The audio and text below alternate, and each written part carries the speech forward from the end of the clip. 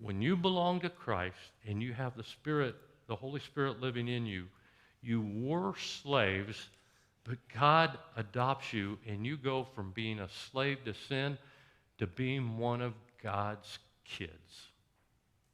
Now, let's call a timeout for a minute. Do not let this concept get by you. We were slaves to sin.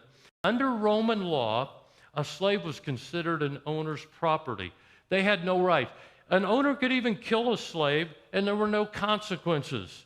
So the idea of a slave being adopted into somebody's family, totally unheard of. It was absurd. But then the Bible goes one step further. Not only does it say you can go from being a slave to one of God's children. Check this out. This is the last part of verse 15. It says, and we can call him Abba, Father.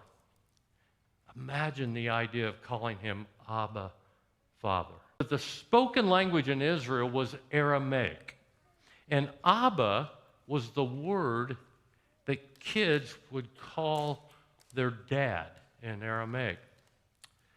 It was a very informal, very personal term of closeness or intimacy. Some people even think it was like the equivalent of saying dad or daddy.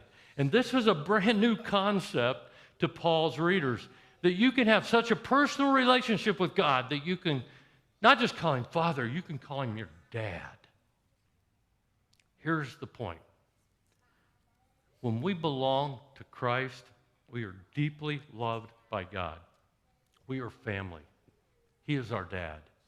Even more so, we are heirs. Check this out, verse 17. Since we are his children, we are his heirs. So, a relationship with Jesus, life, freedom, a family, adopted. We are heirs of the maker of the universe. He owns it all, and I'm an heir of that too. I mean, you just got to stop and go, wow, wow. All because of what Jesus